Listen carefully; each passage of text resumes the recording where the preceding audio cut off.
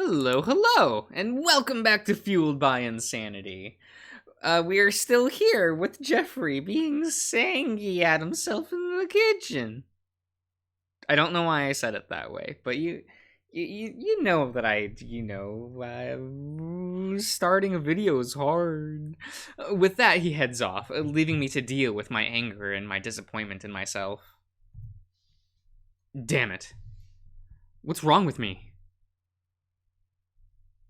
A lot, apparently. After an hour of relaxing and watching TV in the front room, I've managed to fully cool off. The anger I felt towards Darren earlier is completely gone, and all I feel is happy, excited. It's hard to quite put my finger on it. Content?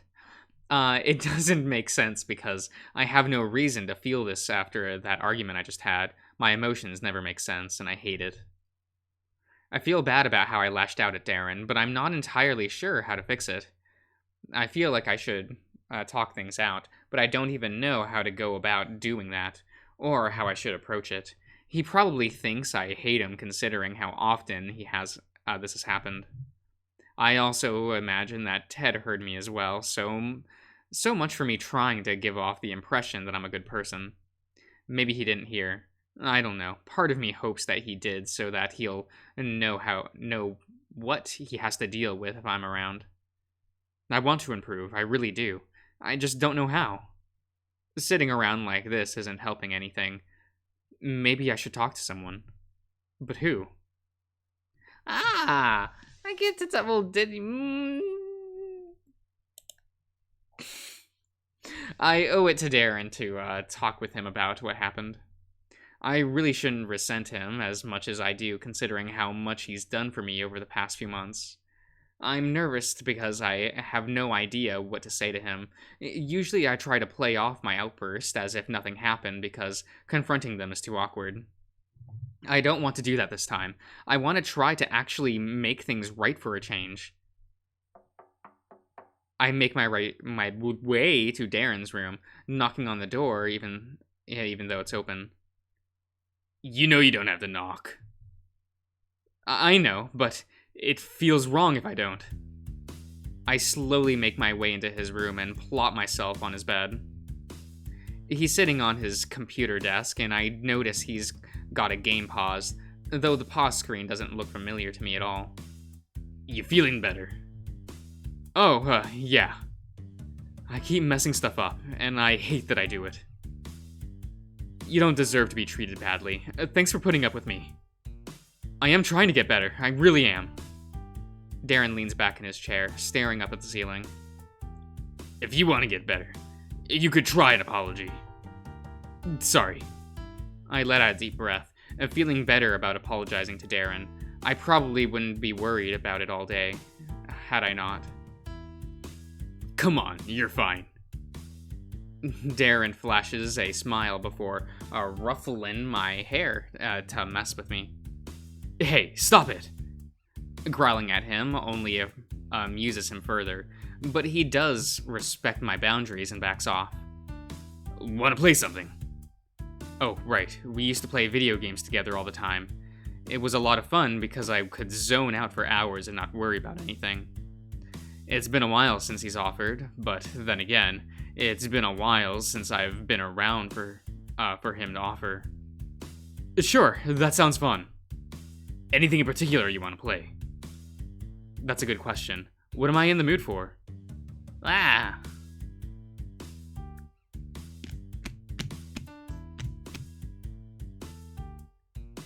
mean, like, an RPG in sandboxes usually aren't multiplayer.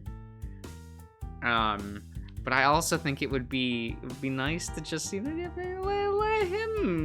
him decide. I would have gone for fighting game though. I'll let you choose. Could play an RPG. Haven't done that in a while. Do you still have our old Star Rings save file? The one right before the final boss. Yeah, that one. Weren't we doing a challenge run or something like that? Oh man, don't remind me. I thought it would be a fun challenge over the weekend. Boy, was I wrong. I can't even remember how long ago we started our 2-player run of Star Ringers. I had never played the game before, but Darren had. He had beaten it at least 5 times before he roped me into giving it a go with him. It was the only RPG we knew of that allowed for 2 players, even if player 2 only got to play during battles. I was fine with that, though. It gave me time to take a break and zone out whenever Darren was walking around exploring towns and going through the story. When we started playing the playthrough, Darren asked if I'd be okay with doing a run where we stayed at level 1 throughout the entire game, so I figured it sounded like it would be fun. Little did I realize that by the second half of the game, most bosses would take us a month or 2 to beat. We never imagined to get past the final boss, but that didn't mean we stopped trying. I still can't believe we managed to get so far. I thought we'd never get past the scorpion boss in the graveyard. Man, that thing took ages to kill. Normally it'd be one of the easiest bosses in the game because his attacks do so little. But Sandstorm always one-shots our party because of our level. Just had to pray for that run where he never uses it. It's funny. I know Darren and I don't always get along very well, but when it comes to playing or talking about games, none of that mattered. Right. Just gotta find the cartridge. Cartridge? Okay. What a boomer. Okay. Darren heads... Oh my god, I'm not dying. Oh god. That's fine. Don't worry about it. Okay. Darren heads to his closet to go through his many games. Oh, he's a gamer. A true gamer. I've never understood how he's been able to amass such a large collection over the years, but he's somehow kept it all organized. At least it's more organized than the rest of his house. Found it! Darren returns with an old gray cartridge. The label has been long since missing and replaced by a stick figure drawing of the main character. Darren always swore that I'm the one who drew them, but I don't recall doing that at all. Right. Time to see how this goes. As he starts up the game, I grab a controller and plug into the second slot. By the time I'm done with that, Darren's already loaded up our save. Alright, the save point was right before the boss. We don't have to go through the dungeon again. Yup, would be a nightmare if we had to go through on every attempt. Darren walks his character forward to a massive winged wolf to trigger the fight, mashing through the dialogue until we've hit with the battle screen. Hearing the first few notes is enough to, oh god, that's loud in my ear holes. Oh god. Okay. Hearing the first few notes is bad enough to bring back bad memories of all the times I've lost to this boss. Yet it also makes me feel pumped, ready to take him down. We each have control over 2 characters. He's playing as a fighter and an archer, while I'm playing as a cleric and mage. We've got this. I start off optimistic, despite knowing there's a high chance of this attempt being a complete train wreck, especially considering I barely remember anything about the game at this point. Unsure of what to do, I start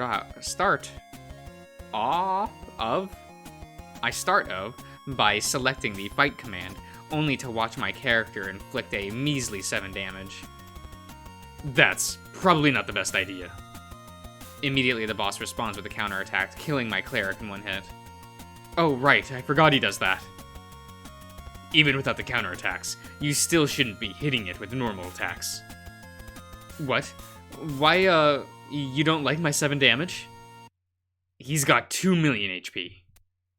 Had 2 million. Now he's got... I pause for a second, trying to do the math in my head for the sake of giving a witty response. Briefly, I can finish what I was going to say. However, the boss one-shots us with a fire spell. Oh, right. That's why we never beat this boss. Yeah, it's rough. No kidding. Round 2. The two of us look at each other and nod, not ready to give up after just one failed attempt. Just because it's difficult and may seem impossible at the time, doesn't mean we can't push forward and keep trying, even if it takes all day. Well, there, we get to play video games together. It's cute. After many hours of attempts, we finally get a run where everything is running smoothly. We've survived long enough to set up our buffs, and all we have to do is whittle away at the boss. We've managed to learn its attack patterns so we can respond appropriately. This is the run. Fuck you, a flying wolf demon, you're going down! Darren's archer uses a bow attack that hits the damage cap due to its special property of dealing more damage the lower your HP is. Because attacks one-shot us anyway, we left his character at 1 HP after reviving him. Man, how much health does this sucker still have? My turn comes up, but when I go to move my cursor, my thumb slips and causes me to select the boss with the fight command. Oh no, I didn't mean to do that. Oh, you fucked up. I didn't mean to. I watch in horror as my character steps forward and swings his mace at the wolf, dealing a grand total of 6 damage. I brace myself for the counterattack that I know is coming. All of our hard work this run is about to come to a swift end. All because I'm such a butterfingers. To my surprise, however, the boss does not counterattack. No, something much better happens. Wait, did you just... That 12 damage. That small 12 damage. That was enough to finish off the boss's HP. Did we just win? Yeah. I sit there, staring at the screen in awe over what just happened. What I thought was a mistake, and would undo all of our hard work, wound up instead being the finishing blow. Once the boss's death animation finishes playing, we get treated to the credits screen, something I never thought we'd actually see. Holy shit! Darren, we did it! We beat him! We won! I jump up and down, nearly ripping my controller out of the console, as I do before realizing I might want to contain my excitement, at least for now. Yeah, it only took, 4 years. Has it really only been 4 years? It feels like it's been so much longer. Yeah, we started right after you graduated high school. Oh, yeah. We did, didn't we? Well, we beat it now. Hurrah! Hooray! It's all thanks to my 12 damage. I spend the next half hour celebrating how happy I am that we finally won after this time. After all this time, okay. Even if Darren and I didn't talk much in the end, and getting to spend time with him and getting past a challenge we've faced countless times makes me feel better about everything that happened.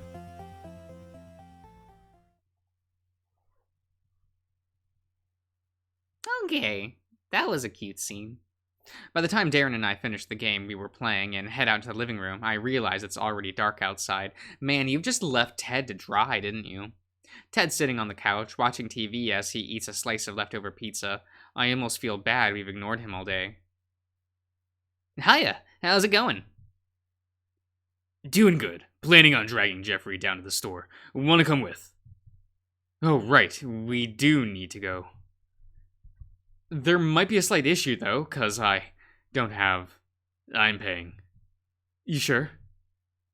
Don't want you stealing anything. I wasn't planning to, but thanks. Last time I went to the store with you, you stole a kiwi just to prove you could. Oh, right. I don't mind joining you, though I'm also running low on cash. I've got both of you covered, don't worry about it. Anyway, if you guys are ready, let's head out. Okay. By the time we get to the store, it's an hour before closing time, which doesn't leave us with much time to shop. What do you mean that's plenty of time? You're just in a grocery store. It shouldn't take you that long. Oh my god. Whenever people go like, oh, I spend like 2 or 3 hours in a fucking grocery store. I'm like, how? You go in and you get exactly what you need or want or whatever and you go.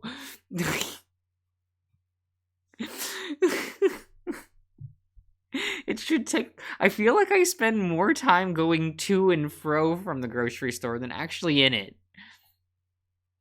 By the time we get, yeah, it's a blah blah blah.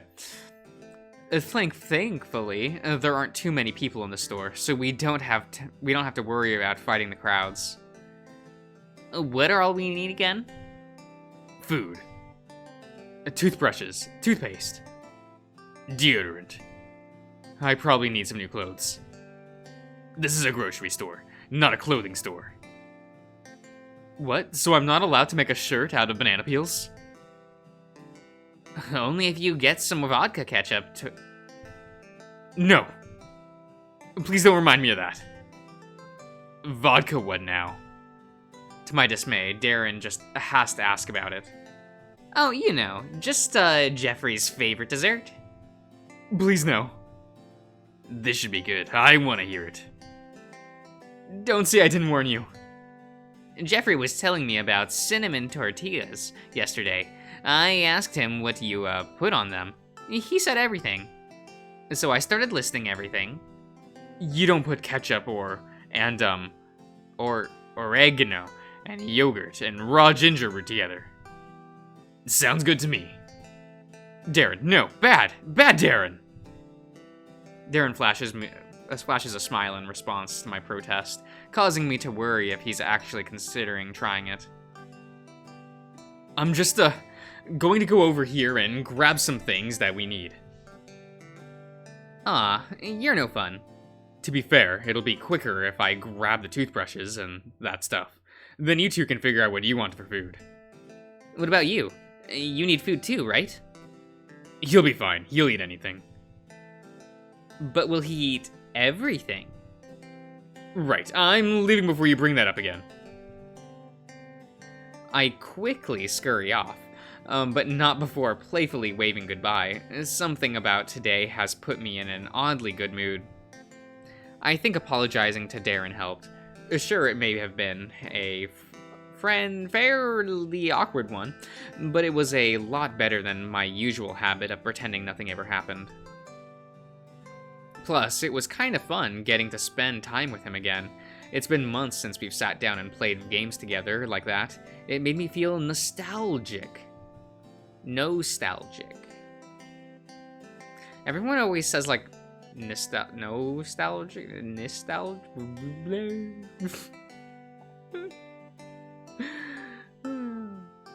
I happily skip along down to the aisle I'm looking for, humming to myself as I pick up a few essentials on the shelf. I think this is everything I need from here. I try going over a mental list of things I need to get, when a voice catches my attention. Hey, Wolf! I freeze up upon hearing it, wondering if maybe my mind is playing tricks on me. I know he lives in the neighborhood, but surely he won't be here around this time, would he?